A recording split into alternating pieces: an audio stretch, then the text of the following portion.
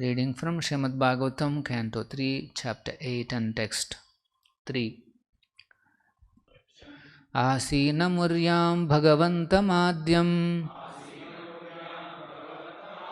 sankarshanam devamakunta sattvam vivitsavas tattvamatah parasya kumara mukhya munayonva pruchan. Translation purport by His Divine Grace A.C. Bhaktivedanta Swami Srila Prabhupada. Translation. Some time ago, being inquisitive to know, Sanat Kumara, the chief of the boy saints, accompanied by other great sages, inquired exactly like you about the truths regarding Vasudeva, the Supreme, from Lord Sankarshan, who is seated at the bottom of the universe. Purport by Srila Prabhupada. This is in clarification of the statement that the Lord spoke directly on the Srimad Bhagavatam. When and unto whom the Bhagavatam was spoken is explained herewith. Questions similar to those put forward by Vidura were asked by great sages like Sanat Kumara and Lord Sankarshan. The plenary expansion of the Supreme Lord Vasudeva answered them. I will read the next verses. Swameva dishnyam bahu manayantam yad vasudeva vidham amananti pratyagdruta akshambujakosham ishad unmilya yantam vibudhoda yaya. Translation. At that time Lord Sankarshan was meditating upon his Supreme Lord, whom the learned esteem as Lord Vasudeva. But for the sake of the advancement of the great learned sages, he slightly opened his lotus-like eyes and began to speak.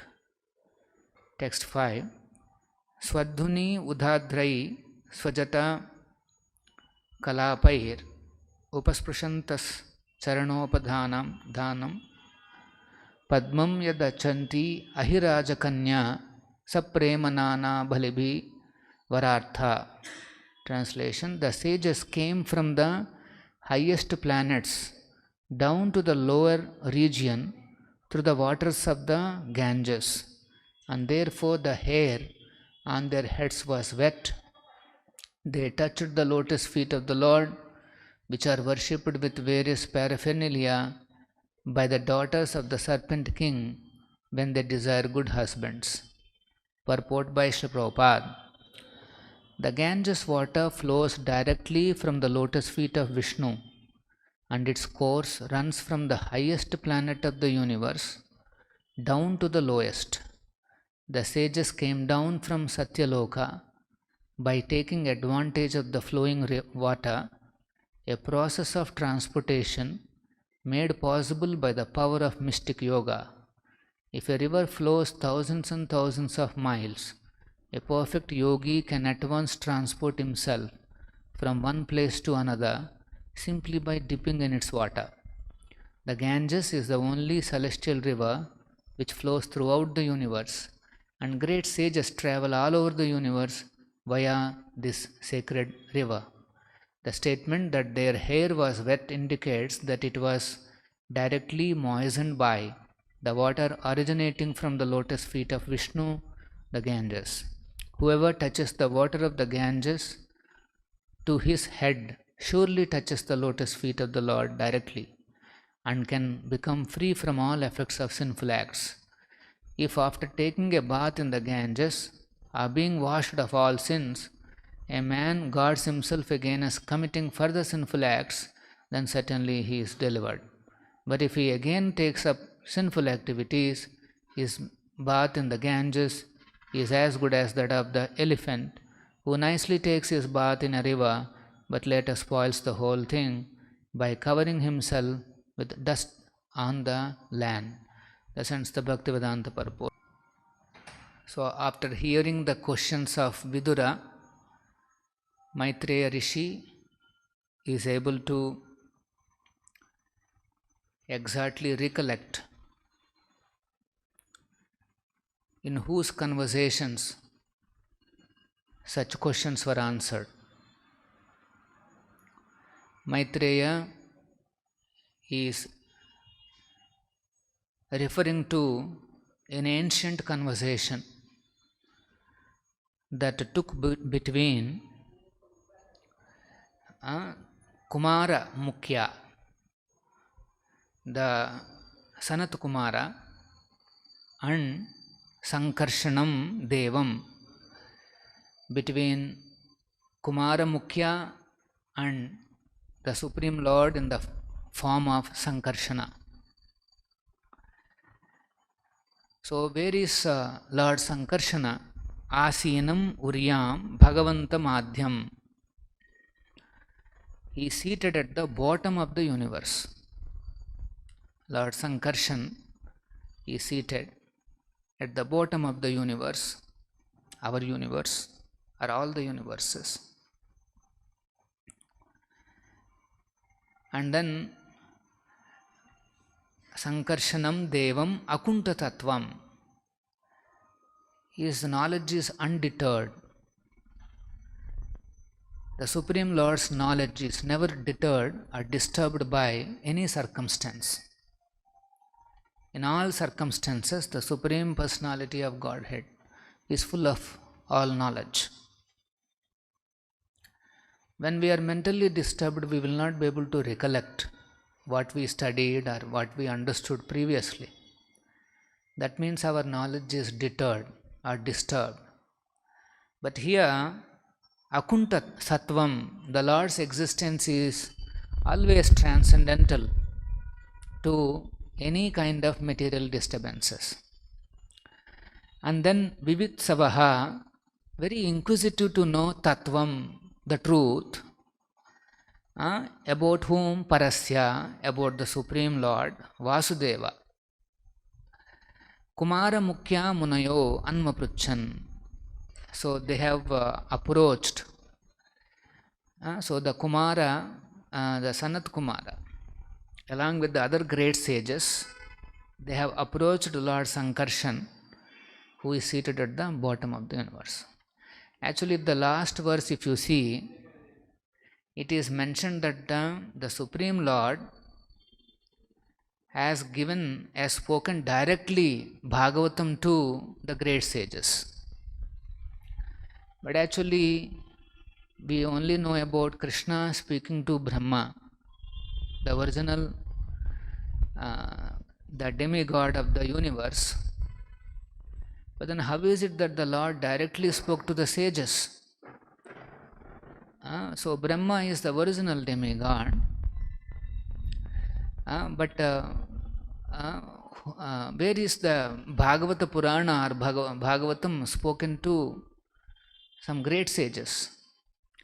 That clarification is given in this verse, that the Lord in the form of Sankarshana spoke Bhagavatam to the great sages, Kumara, Mukhya, Munayaha. Munayaha means great sages. So these four Kumaras, we all know they are Manasa Putras of Lord Brahma. Lord Brahma has a mission to populate the universe, one of his duties. But as an Acharya, he has a different mission. How these living entities in this universe can be delivered by giving them proper knowledge. So these Kumaras, Sanaka, Sanatana, Sanandana and Sanat Kumara, Chaitanya Mahaprabhu explains that they are Shakti Avesha, Avatara of the Supreme Lord. He explains Sanakadhye Jnana Shakti, Narade Shakti Bhakti, Brahmaya Shrishti Shakti, Anante Bhudharana Shakti. He is describing the Shakti Avesha Avataras. Actually, the Lord is the original proprietor of all the Shaktis, all the opulences, but He empowers certain either jivas or His own amshas, swamshas, with extraordinary powers so that they can accomplish certain missions. So here Sanaka Adhye Jnana Shakti, these four Kumaras are so well versed in the knowledge of the Supreme Lord, they are considered as invested with Jnana Shakti. The Lord's Jnana Shakti is manifest in these four Kumaras, but they themselves approach Lord Sankarshan for receiving the knowledge. So that's always the situation. The Lord is the original source for everything, either Shakti is or not. So in the material world also, sometimes the Lord empowers a living entity to achieve something extraordinary. And such personalities are also called Shakti Avesha Avatar. Such powers in Bhagavad Gita are explained as Vibhuti, Yathat Vibhuti Mat Sattvam. So in this world, any Vibhuti, any extraordinary opulence you see, that means that is the Vibhuti manifested by the Supreme Lord in them. In the recent times, we see such extraordinary Shakti is being manifested in the body of Srila Prabhupada. But Prabhupada is not belonging to this material world. He has been empowered by the Lord to come from the spiritual world to propagate the Krishna consciousness in this world. So here Chaitanya Mahaprabhu is also explaining that Bhudharana Shakti Anante. Lord Ananta is invested with Bhudharana Shakti, the holding power of all these planetary systems and the universes. The material scientists, they think that gravitational power is holding these planets and universes together, but the Vedic wisdom says behind that gravitational power is Lord Ananta. So the Ananta's power is holding these planets, which we perceive it as some kind of a gravitational, which is a very approximate understanding. Gravitational power. The scientists are unable to explain, Sri Radha Govinda, how these gravitational laws, the Newton laws and all these gravitational laws, they don't work when it comes to planetary systems level. They say some other law, some Kepler's theory or something. And then they don't work when it comes to the atom level. They have many theories at the atom.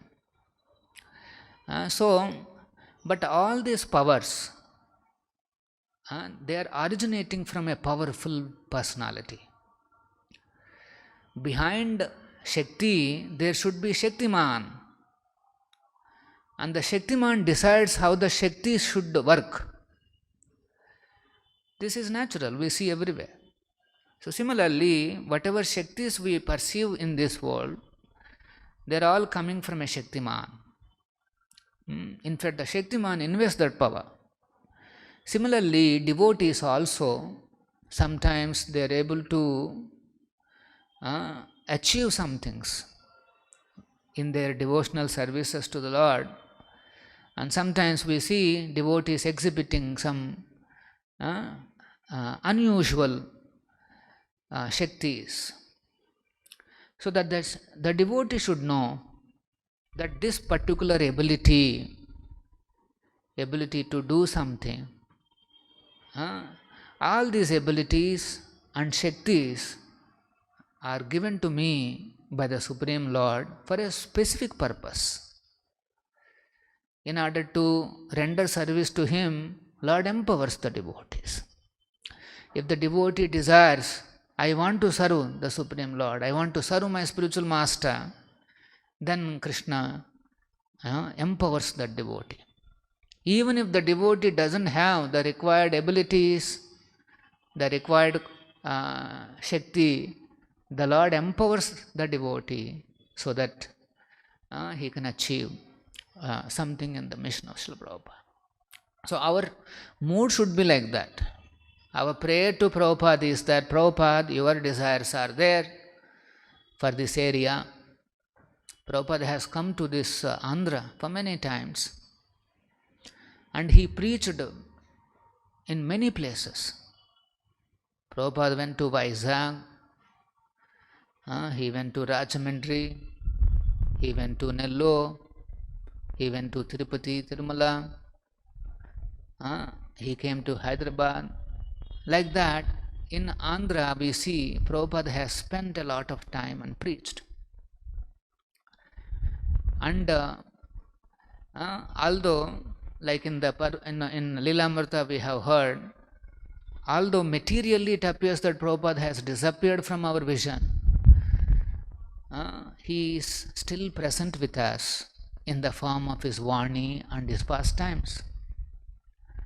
So if somebody takes this Vani seriously, he takes Prabhupada's desire seriously, particularly for this reason, and then he thinks that yes, I want to do something in this direction, then he will be empowered. Guru empowers. Guru is a representative of Lord Sankarshan, Ananta, Balaram Tattva, and then he gives the strength for the devotees to achieve something that he is desiring. So we should always ride on the desires of the spiritual master. A disciple cannot have independent desires. He should carefully study Prabhupada's teachings and leelas and pick up some desires from those teachings. And then he should be meditating on those desires, and then how I can become an instrument in the hand of my spiritual master. Our mood is that, Prabhupada, you wanted something here, and then you have given an opportunity to us to serve you, but I am not qualified, I don't have that Shakti, I don't have that ability. Please bless me so that I can become a small instrument in fulfilling your desires. This is the mood of the devotees. So here we see the Kumaras, they are very inquisitive to know, and then they comes and meets Lord Sankarshan. So in one of the purports, Prabhupada quotes Lagu Bhagavatamruta, and where the description is given. Who is this Sankarshana who is seated in the bottom of the universe? Here it is mentioned, the Sankarshana of the second group of quadruple forms. Actually, original Lord is Krishna, then Balaram, and comes the first quadruple forms, Vasudeva, Sankarshana, Anuruddhan, Pradyumna. Then comes the second quadruple. So, the Sankarsana of the second group of quadruple forms appears as Rama, taking with him Shesha, who bears the global spears. So here, Lagu Bhagavatamrita by Sanatana Goswami, he clarifies there are two features of Shesha. One is the bearer of the globes, and the other is the bedstead servitor. Like a bed, he serves the Supreme Lord as a bed. The Sesha who bears the globes is a potent incarnation of Sankarshan, and therefore he is sometimes also called Sankarshan. Actually, Sankarshana, from Sankarshana comes Shesha, but he is also known as Sankarshan. The bedstead feature of Shesha always presents himself as an eternal servitor of the Lord. He acts as a bed, either for the Lord as for reclining form, or for the Lord to stand up. We are fortunate in our temple, there is Ananta, Lord Ananta, and the Lord is in a standing posture on Shesha, Lord Shesha, who is always presents himself as an eternal servitor. So here we are hearing about Lord Sankarshan, who is at the bottom of the universe. So the next shloka explains that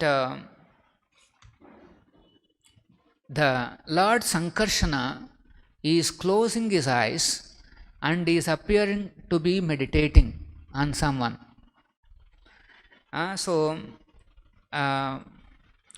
Who is he meditating on? So that is mentioned here. Vasudeva abhidham amananti.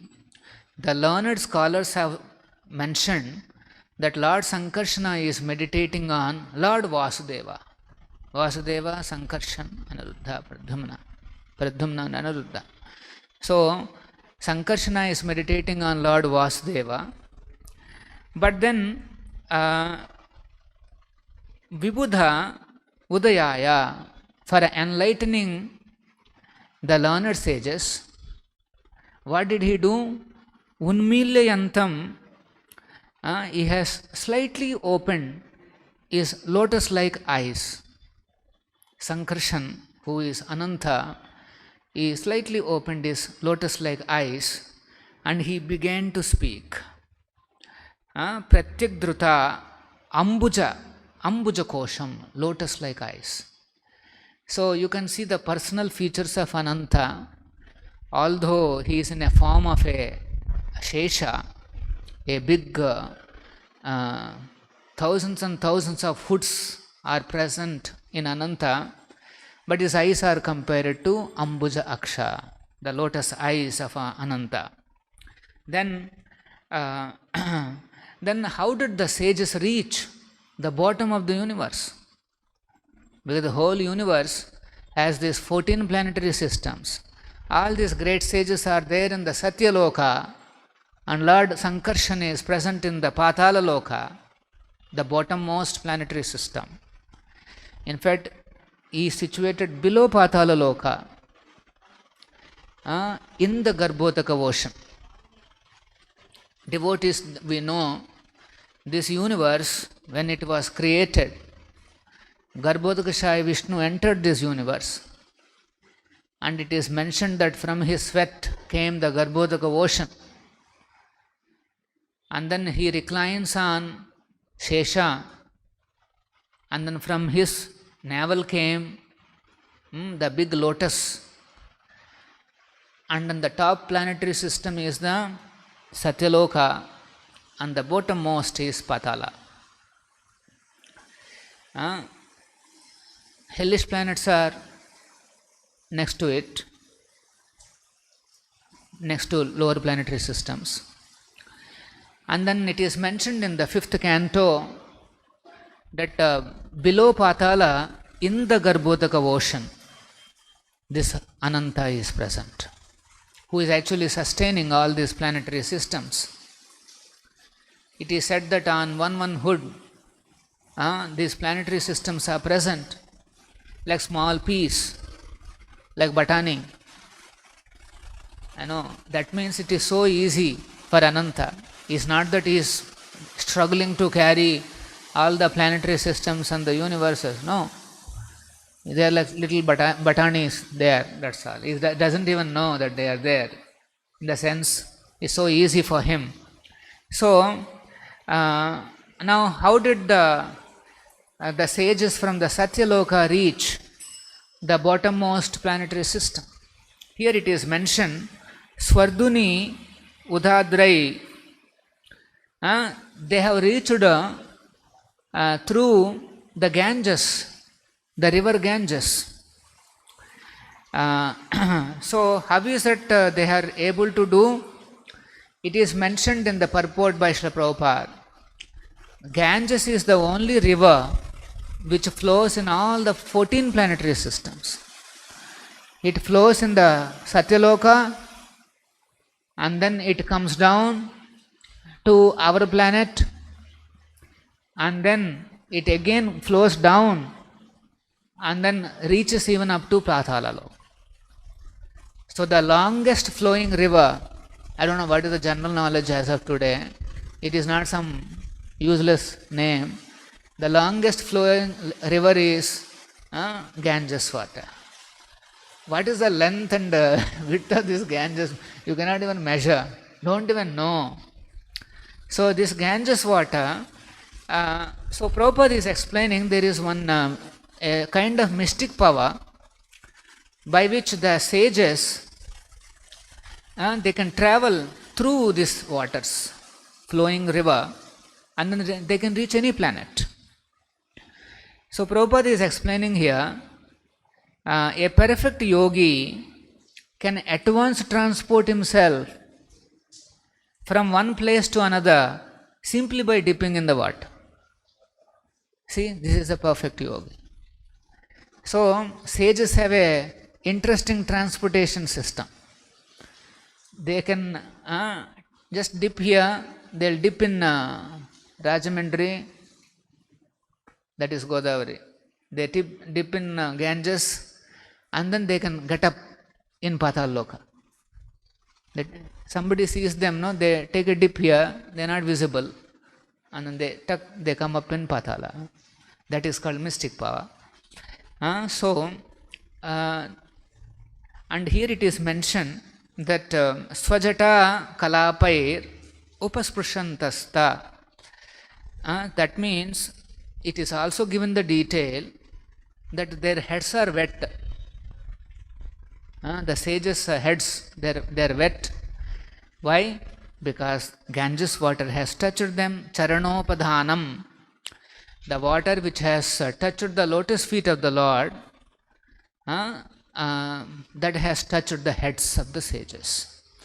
So Prabhupada is mentioning here very nicely that anybody who takes the water of Ganges on their heads,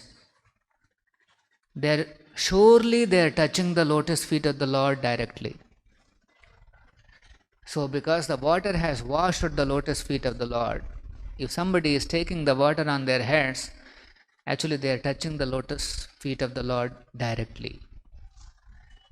Through Ganges, they are touching the Lord directly, and they will be certainly purified.